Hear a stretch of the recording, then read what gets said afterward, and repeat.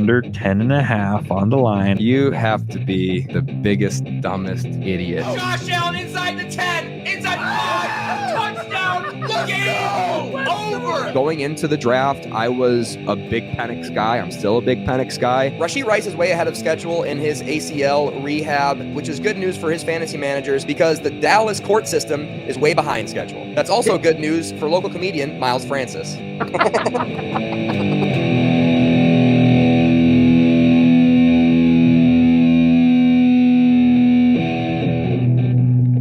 Oh, hello and welcome to What Are We Talking About, Jamie Jakes? I am him, and we are here for another Dynasty Super Flex episode with film demon Ryan Perrio. Ryan Perrio, how are you doing, buddy? I'm all right, ready to sip in the tea on this new season of college football.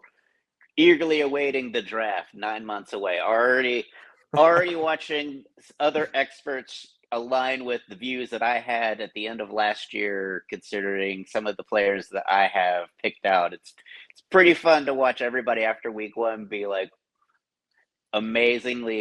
shockingly changing their perspectives on what you got to adjust the rankings after week one. And that's exactly what we're here to do, right, Ryan Perrio? Right. I was sitting in my house thinking to myself, like, wow, this college football thing, it is pretty fun, but a lot of people who are probably watching are a lot like me. They love the NFL, they love the men's league, and they watch college football when they have the time to, but they really focus on the men's league, and they wish, like me, who's in a dynasty league, I had somebody who could just tell me what I missed and tell me the players that I need to know about for the upcoming draft classes, because we got these drafts coming up. Like you said, we usually do our dynasty draft, the rookie draft, immediately following the real life draft. So it is good to know for trade purposes, like, hey, put some names to these draft picks in the future. And it's just good to know, good for our own personal benefit, so we know who to watch for future weeks. So that's exactly what we're doing, and that's why we're here with film demon Ryan Perrio. If I did give you a full introduction, watches more film than anybody you've ever met. I'll tell you that much, especially when it comes to college football. We've got some names I've heard of before on this list. We have one name, two names that weren't on my radar. One name that just knocked my socks off once I pulled out his film, so I'm excited for it. How did you decide on these players? Was it purely based on this week's performance in week one of the college football season? Some of it was just me picking up from where the last season left off. It's when you watch football like season, you do as a Lions fan, you kind of pick up where the Lions left off last year. Are we making improvements? You do in the men's league, you do the same thing with college. Like, are the guys that I saw that kind of flashed on film last year continuing to pop off, or are they, elevating their game, or are some people just kind of starting to shrink now that they have some of these quarterbacks that have gotten the starting job and been anointed as the new face of a college program? Are they shrinking in the moment, or are they rising to the moment? And some of these guys just absolutely just knock my socks off. Like some of the running back that I put on here that had 17 carries for 161. Whoa. Let's take it one step at a time, Ryan Perrio. Come on. Stick to the show notes. Okay. I'm working on it. Slow down. We are going to take this one step at a time. We're going to take with your number one guy on Ryan's top 5 guys to watch the rest of this college football season. Garrett Nussmeier out of LSU, QB, 2026 draft class. An old man. You've got a lot of old men on this list today, but I love it. Redshirt senior, currently 23 years old, 6'1", 205, started one game in 2023, playing behind, I believe, Mr. Jaden Daniels, if I'm not mistaken. 13 games started last season, 64% completion percentage, 4,043 passing yards, 29 touchdowns, 12 interceptions. Opened up this week against Clemson, number 8 ranked Clemson, 28 out of 38 pass attempts completed, 230 yards passing, and a touchdown, and a win against that top 10 ranked Clemson Tigers team. Ryan And Perry, why is Garrett Nussmeier your number one guy to watch for the rest of the season? he is, to me, QB1. Just his mental game his mental tools are absolutely elite. Like his physical tools are the only way anybody can beat him is if one of my honorable mentions basically plays out to his physical potential, because this guy's mental potential is already there. Think Baker Mayfield or Drew Brees, like just an absolute surgeon. Like his feet were, every drop back I watched, he had his feet just bouncing. He was right in rhythm. He had some drops by his receivers. I also think he had a touchdown overturned by the officials, which was an absolute dime piece that they basically, after he fell out of bounds and rolled on the ground for a minute, dropped the ball. Was one of those Calvin Johnson-esque. He caught it, but then because after the play's over, he let go of the football. They consider that a drop. Didn't complete the process. It seems like that process is shove that process right up your butt. Yeah, is what I would say about that. I sent you the clip of that throw, and it was absolutely on the money with the defender right there. Like the guy basically literally just couldn't place it any better. And he absolutely, to me, is, when you have that good of ability at the mental game, like your physical tools don't have to be elite when you're that good of a processor. Drew Brees is the all-time leading passer for a reason.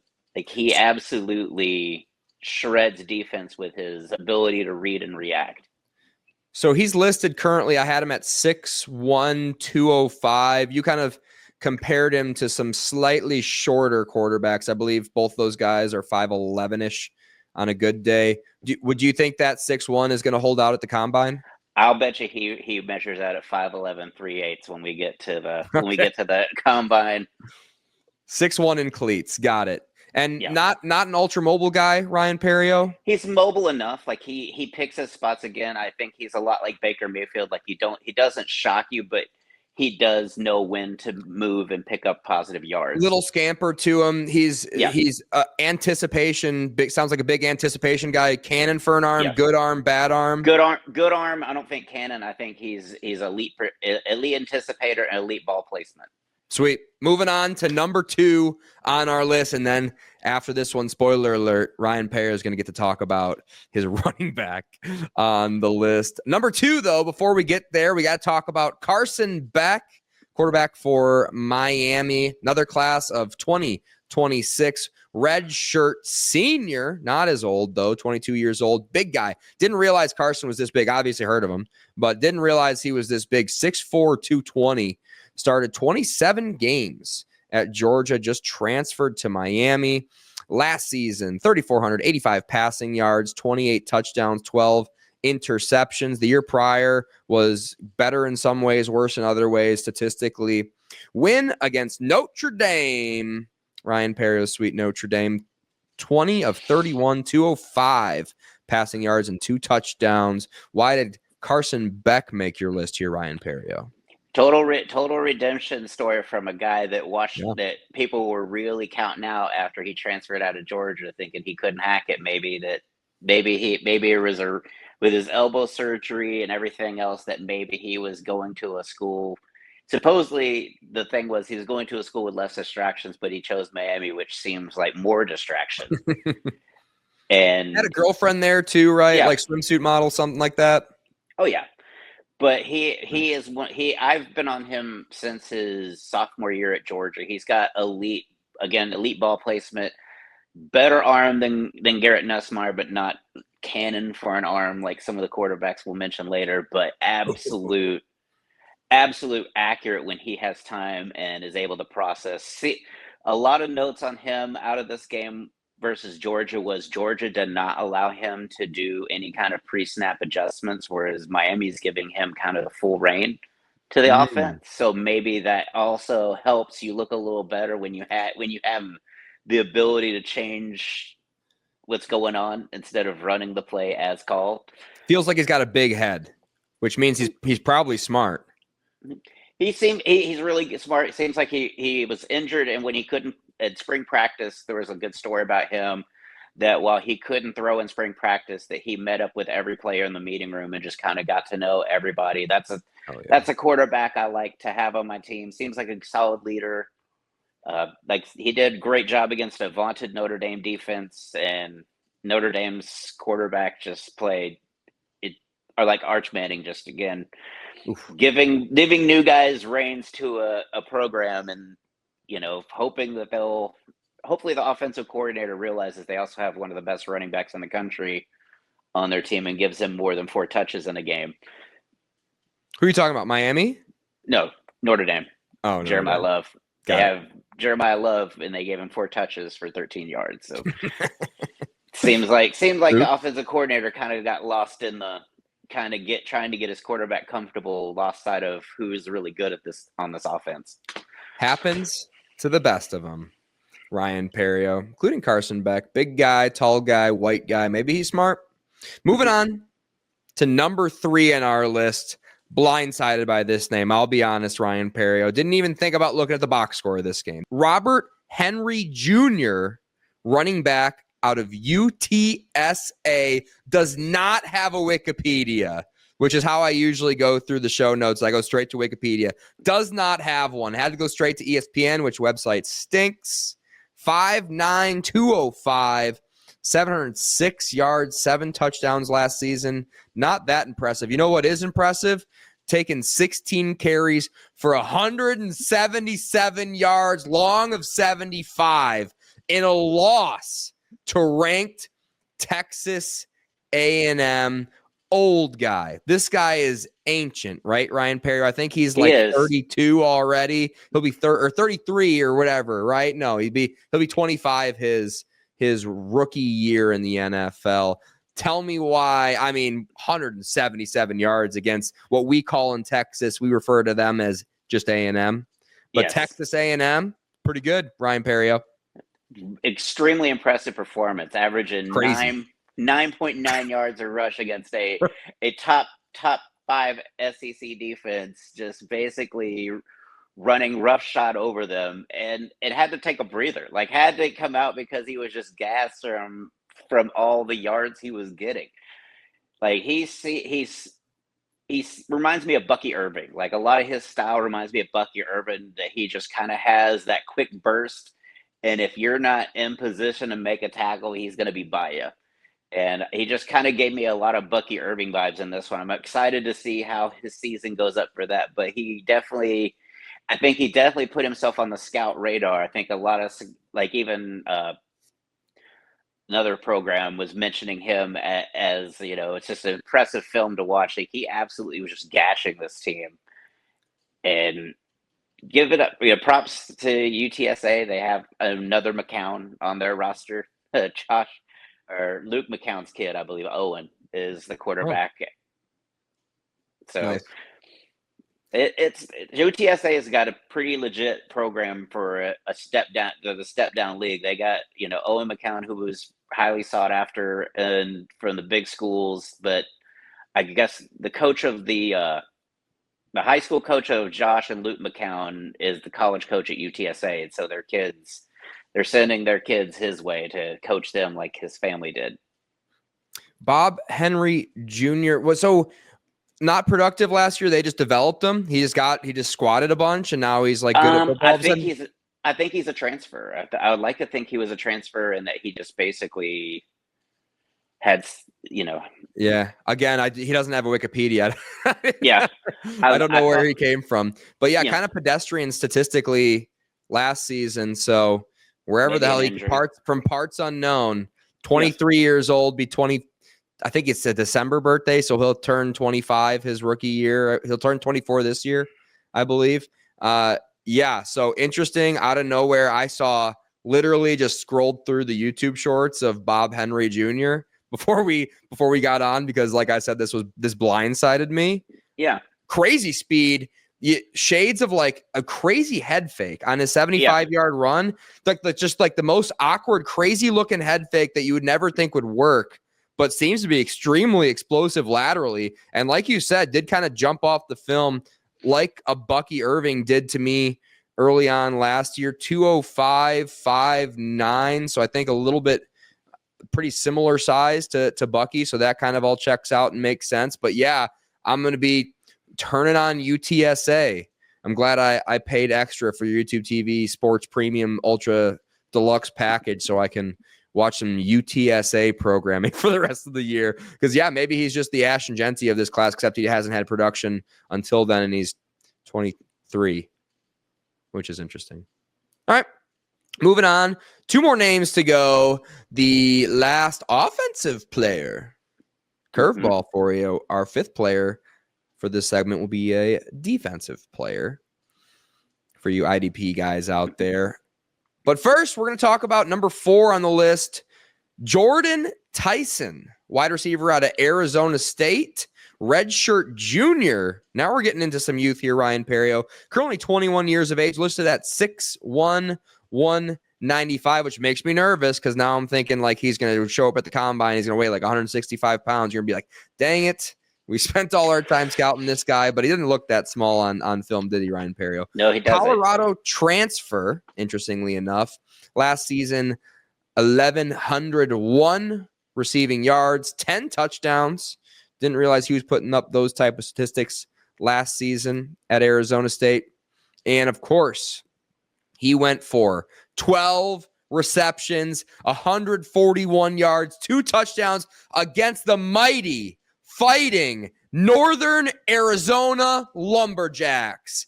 Keep chopping, boys. I had a big loss this last week, and by way of Jordan Tyson. Am I pronouncing that correctly? It's spelled Jordyn.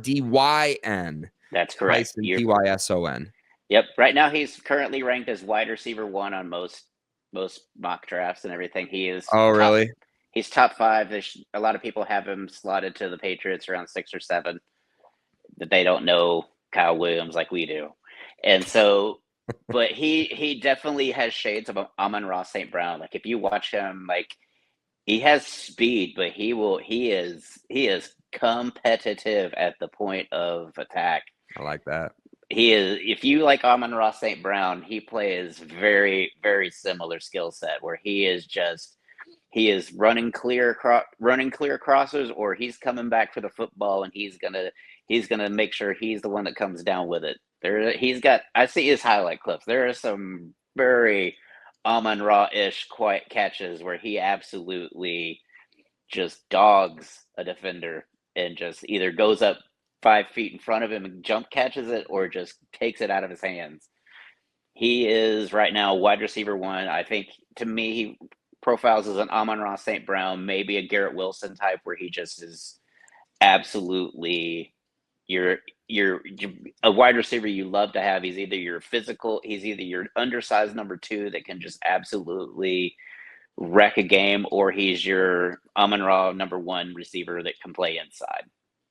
I love the sounds of that. Sounds like he will not be going the 16th drafted wide receiver off the board. He'd be going number 1. That's unfortunate, but love to learn about him and hear about him from you, Ryan Perrio. So shout out to you for that. Last one, flipping it up for you IDP guys out there. And you might have defensive backs for your defensive players. And it's also, I think, meaningful to just know what you're watching when you're watching Ohio State. Caleb Downs, safety out of Ohio State, junior, 20 years old. Talk about youth, listed at 6'0", 205. Alabama transfer, of course, went to Ohio State, went pretty well, won a national championship on his back. Statistic-wise, 81 tackles last season, 2 interceptions. He had 5 total tackles in a win against Texas, horns down, where Texas really struggled on offense, and hopefully that was just the Ohio State defense that made him look that bad. Caleb Downs, meaningful for you IDP guys out there. And if you got a wide receiver playing against Ohio State in these upcoming games that you're looking to scout, be a good matchup to take a close little peek at. Caleb Downs, Ryan Perrio. To me, he's the best safety I've seen since Ed Reed. Like he is a heat-seeking missile run defender. I can't. His tackling is like outstanding. The way he's able to just track down and absolutely take down running backs before they can get to the line of scrimmage, running laterally. Like on an off tackle run. Like, he is absolutely getting to the point of attack undeterred. Got speed to burn. He's also punt returned for Ohio State and housed a couple. He is an interception machine if you throw it in his area. He is absolutely probably the best safety prospect we've seen in the last 10 years. Whoa. Okay. So this safety is going to get drafted in the top 10 picks in the NFL draft. Everybody's thinking this may be the safety that cracks the top 5. Like, he may go. Some people are like thinking, 2 or 3 is where he should go. I mean, obviously seeing this guy play a good amount. Yeah. Just closes down on, you know how I feel like he's like a mini Max Crosby almost, because he's a condor. He's just like a cheetah. He's just on you. And he's like 25 yards back, plugging holes in run defense. You're like, whoa, where did that guy come from? You rewind the film and he's like out of the frame, so you can't even see him. And he's closing in, wrapping these guys up in the backfield, plugging gaps in run D. And then, also really, really good in pass coverage as well.